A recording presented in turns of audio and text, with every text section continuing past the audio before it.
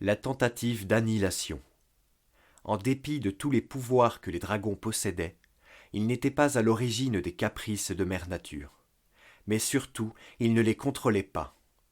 Le continent était en colère et les Valanutari divisés.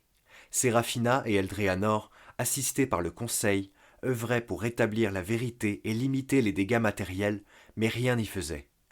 Le sol se fissurait, la mer se déchaînait, les volcans crachaient, pourtant personne ne savait pourquoi. L'anarchie finit par régner sur Valanetar et l'estime qu'avait le peuple envers les dragons baissait drastiquement. Au contraire, la faction des séparatistes grossissait à vue d'œil. Les tensions montèrent entre les deux camps et une guerre civile finit par éclater. Les dragons tentèrent d'intimider les séparatistes, mais ces derniers ne les craignaient plus. Ils avaient découvert un secret bien gardé des dragons, les cristaux de Domandrite.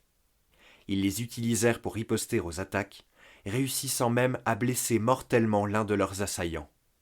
Ils avaient à présent un pouvoir égal à celui des dragons.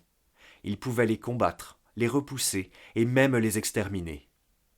Pris au dépourvu face à une telle puissance et bouleversés par la perte d'un des leurs, les dragons se retirèrent.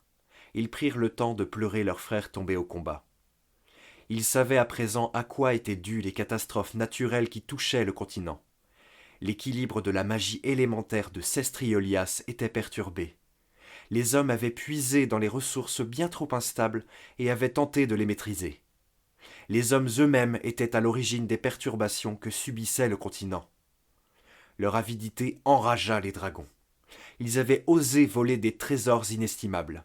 Ils avaient osé tenter de les surpasser. Ils avaient osé tuer l'un des leurs. Il n'était plus seulement question d'enrayer une guerre civile, le conflit était devenu personnel.